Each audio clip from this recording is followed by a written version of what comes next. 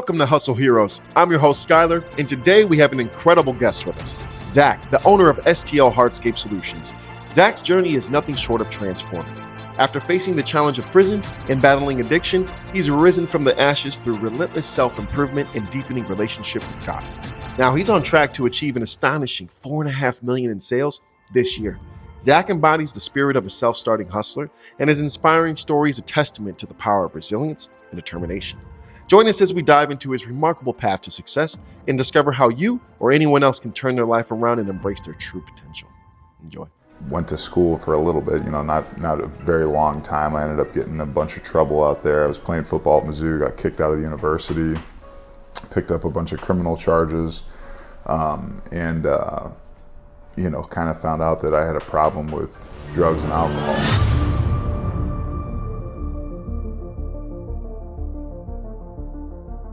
Yeah, I'm Zach Wayhart. My company's STL Hardscape Solutions. I founded STL Hardscape Solutions in July of 2020.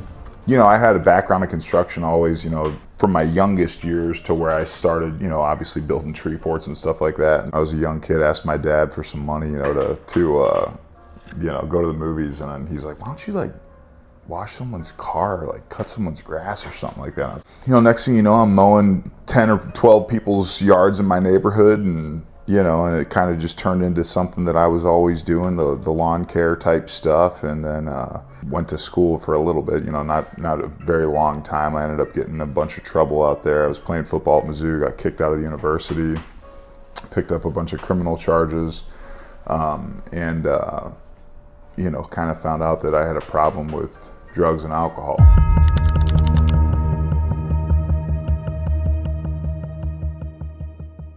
Got to the point where, the drugs and the alcohol took me to a just super dark place. I mean, super dark, man. It was, hurting people, taking advantage of people. I mean, anybody, and it was just it was a dark time. I got introduced to, some recovery type stuff when I was, 19 years old, kind of pushed in to do that kind of stuff, at a young age, and, didn't think I had a problem, thought that, I was like, those types of people live under bridges and stuff like that. And little did I know, man, I had that thing bad. And, it ended up bringing me again to another level of lows. I lost that business, lost my old house, lost everything, sold everything off for, drugs, alcohol, gambling, you name it. And wound up homeless.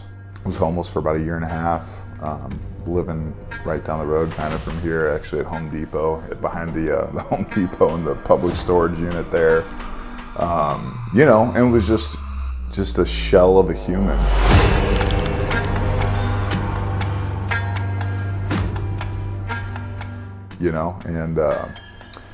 At some point I reached out, to the only thing that I knew that could possibly work was that seed that had been planted, with this relationship with God that I've been walking away from. And, I ended up saying this prayer one day. I was driving down the road with this gal, and I was like, threw this phone out the window. I was like, God, I can't fucking live like this another second. I don't give a fuck what it is, please remove me from this lifestyle. And it was very shortly after that, that I got locked up.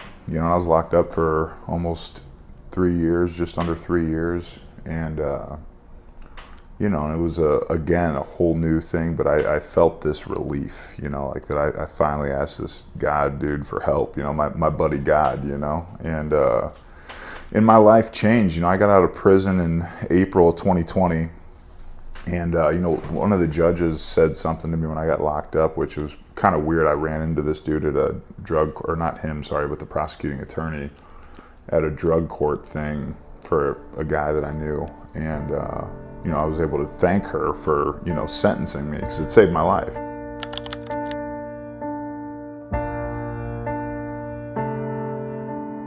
I'll never forget what that judge said though. He was like, dude, he's like, I hope you take this time to learn how to better your life, reading books and trying to change and all that stuff. And I took that to heart.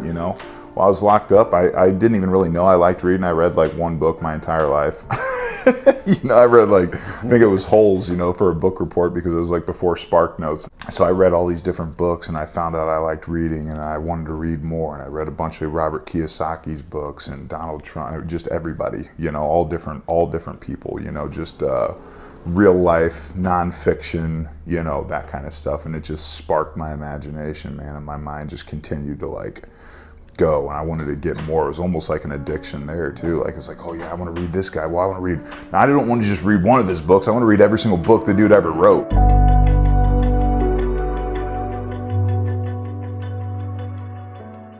And so, that kind of transpired into like getting out. Obviously, I was scared to death, terrified. It's like I was coming out into the world. It was COVID, right? It was like everything shut down. Like, what the fuck is going on? People are wearing masks and, not coming out of their house and all that shit, and it's like, and it was a shell shock, man. I got hooked up with a lot of guys when I got out, people that kind of took me under their wing.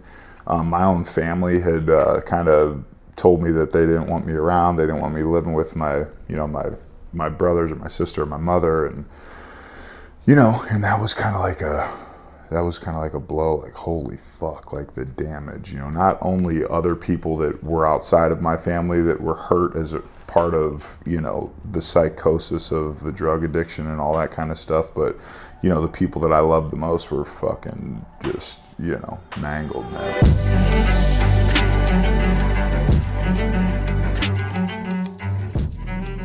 I got a job working for a construction company. One of my buddy's dads owned it, and they gave me a shot. I'm felon. I've got 27 felony convictions.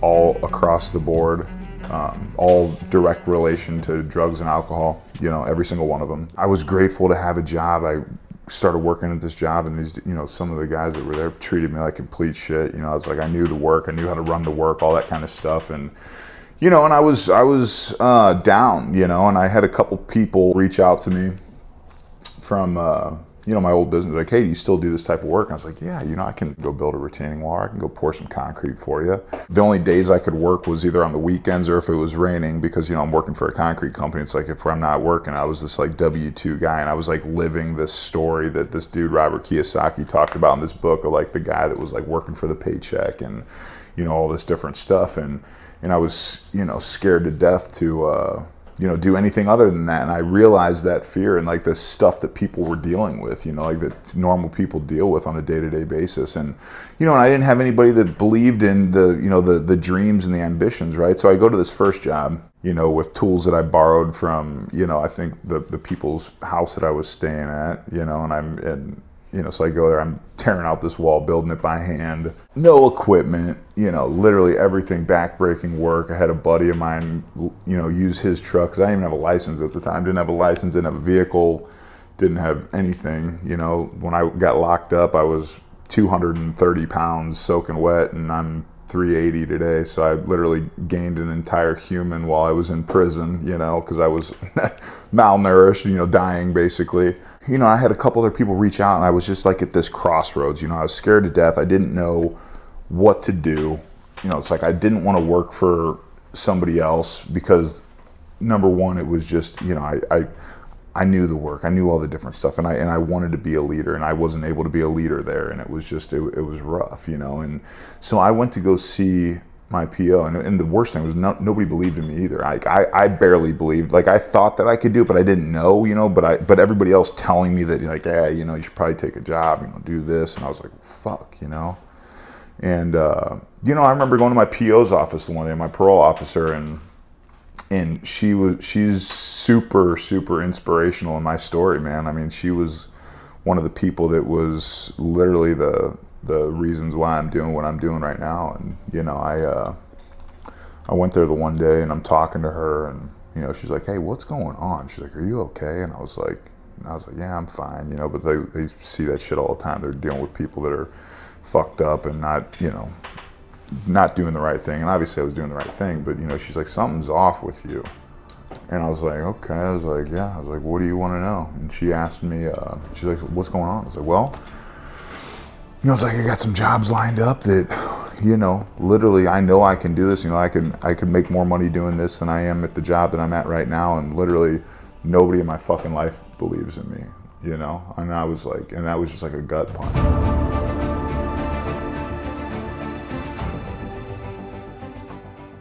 It was her that said basically something to the effect of, "You've done it before?" I was like, yeah, I've done it before. It was successful. Yeah, everything, kind of know how to do it. And she's like, okay. She's like, why don't you try it? And that was literally the only thing I needed. And, I call her every year on my birthday and thank her. I just recently called her just a few weeks ago and thanked her for what she did for me, because those people, they're in a hard line of work. They want to help people, and those people in there typically don't want to help themselves. They don't, they're just there trying to lie and, manipulate their way through the system. And, and again, it stemmed back from being locked up and then learning to do this new way of life type thing and change them. And so that's kind of how it started, man. I had nothing. I ended up taking those jobs.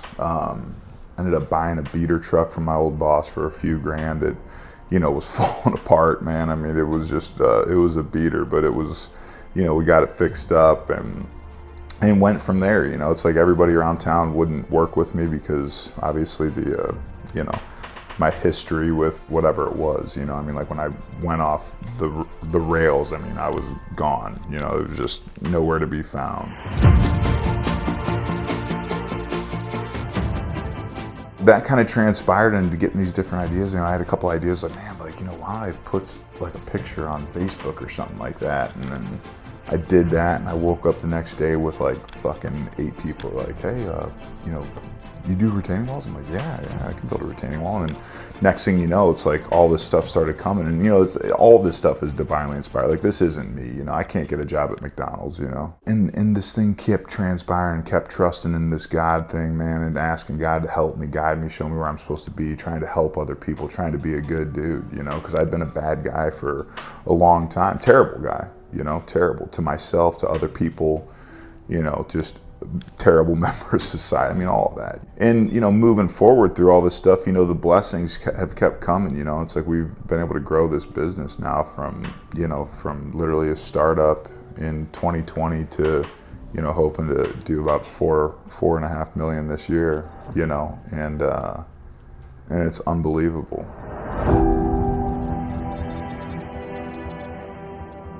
Big family here, Zach, he's awesome guy to work for. He equipped me with my CDL, put me in the dump truck, put me right to work, man. Zach is a genuine guy, keeps me busy.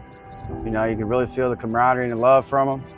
And man, it's been a pleasure working for him, man. It really has. We've got this family here now, man. The company that we have now, it's like all these guys that are here are hand selected, man. Like they made it through the bumps in the road, all not having the right equipment until we could afford it. And then this piece was, it was always having problems until we could have brand new equipment, and just were there the whole time, just literally watching this stuff go. And it's been great, man. It's like we got about 16 guys now working with us, and it's all family. So we started putting this process into place, and again, we're cowboying everything, trying to do stuff with minimal people. We had built up these crews outside, and the infrastructure outside of the business, all the different crews and all that kind of stuff was solid. We had the equipment, the people, the trucks, all the different stuff, and the work was there, but the infrastructure within the office was shit, right? And that's what we're still working on today, and I remember it was just me and John, and I'm like fucking losing my mind, like running around like a crazy person all day, still trying to work in the field a little bit, but the guys are like, get the fuck out of the field, just go sell something, bro. Like, just get the fuck away from us. Like, all right, I can do that, even though that's like where my zen is, sitting in a tractor or finishing concrete or, stacking block. I read this book while I was in prison. I forget what it was called, but it was something about a mentor. I was like, I need to get one of those. These different mentors that I've had in my life have, not only taught me about business stuff, but it's about, being a fucking good human, trying to do the right thing, trying to just sit the fuck down and shut the fuck up, even though I want to just try to fix everything and all that, but it's like learning to just be, and it's still a struggle of mine, man. Like, I still struggle with that shit, but, the guys in my life that taught me how to be a friend, I've got a good buddy of mine that has Asperger's.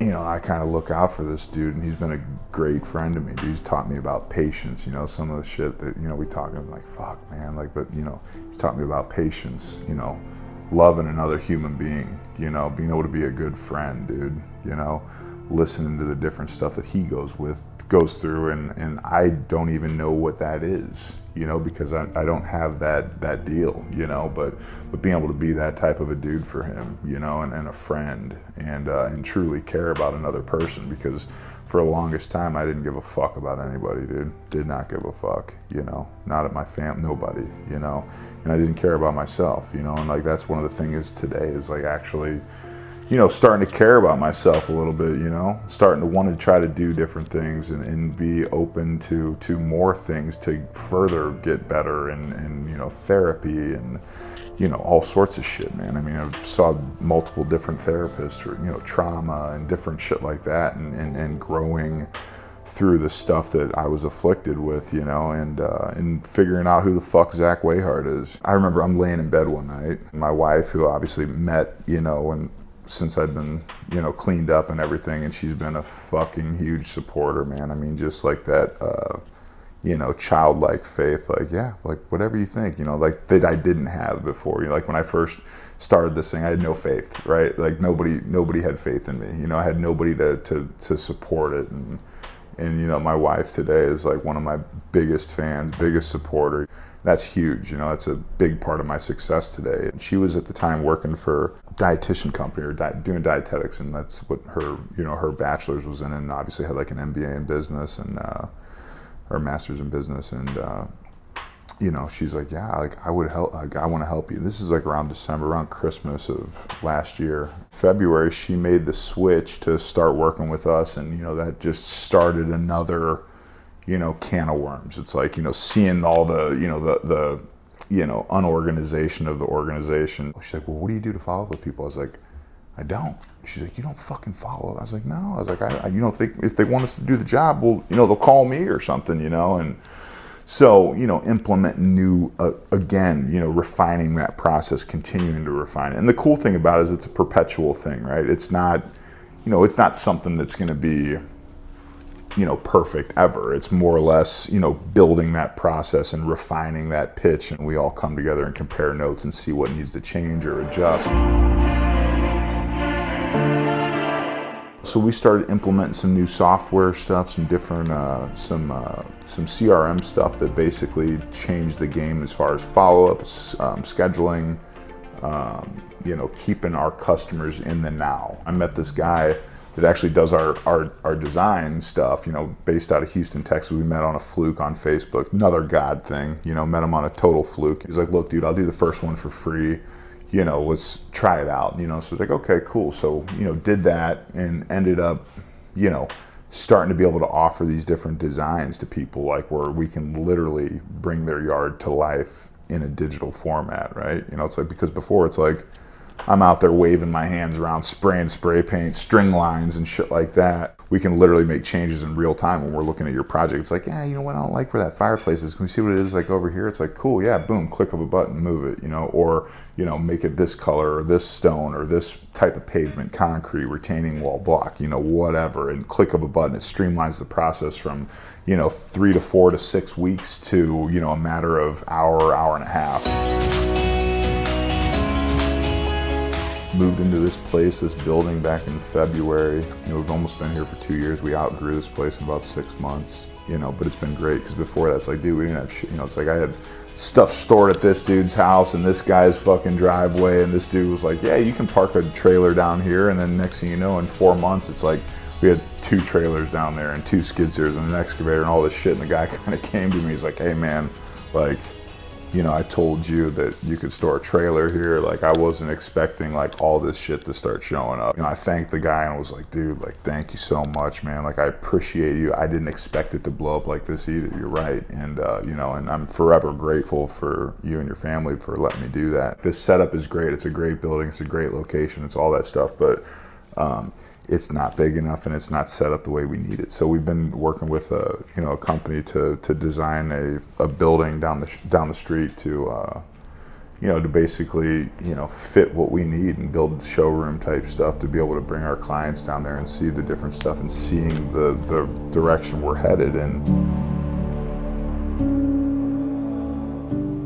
When I met my wife, dude, it was like, fuck, man, like everything I told her, she's like, yeah, like that's so cool. Like, yeah, you could do that. And it was just like this, like she was you know, with me right there, like, yeah, dude, like you can, I believe in you. That was huge, you know, and like in my family, like, cause even like I said, like my family wasn't like that at first, you know, like they were all just like, whoa, like let's just not fucking get high. Like, let's just fucking do the simple stuff. And like, as you know, like I continued to grow in this stuff, it's like the support of my family came back and the people around me and then cheering me on. And I have a lot of people that, you know, aren't fans obviously, but, and that's in, a lot of them probably rightfully so. People that I have in my life today, you know, I talk to a handful of different dudes every single morning before 5:30, 6 o'clock sometimes, you know, every single day that I talk to. A couple are mentors, a couple are friends, but everybody that I talk to and I bring around me are all people that are trying to become better people, you know, and that's huge, you know, like that support system, you know, is a massive part of success. You know, if you don't have it, I mean, you don't have to believe in yourself at first, but you know, the guys that I have around me love me, you know, until I can love myself, right? Like they're teaching me this different shit, you know, that I don't even know about myself just by being there, listening, supporting, like, hey, maybe you should try this, tweak this, do that, you know, and that's a major part of success. You know, if you have that in your corner, dude, like you cannot fail. With this attitude, you cannot fail. As long as I'm trying to get better each day, right? Like if I'm trying to like figure out the newest tool or the newest technique for this, or you know, the guys in the Northeast are doing this installation practice for this material and shit like that. It's like, you know, that's how you get better, because at the end of the day, you're giving a better version of yourself to the people that you're working with, selling for, you know, all that different stuff. Your customers are receiving, you know, the best version of you. And you know, the cool thing is that best version continues to get better if you follow that trajectory, right? Like you still try to do the next right thing and all this stuff, you're going to continue to get better. If this guy's not working out and this guy's better suited for the job, switch it up. You can see both sides of the spectrum, right? You can see this side of the spectrum in the finished product. You know, when somebody loves what they do, you can tell. When somebody's just there to fucking collect a check, man, you understand just that.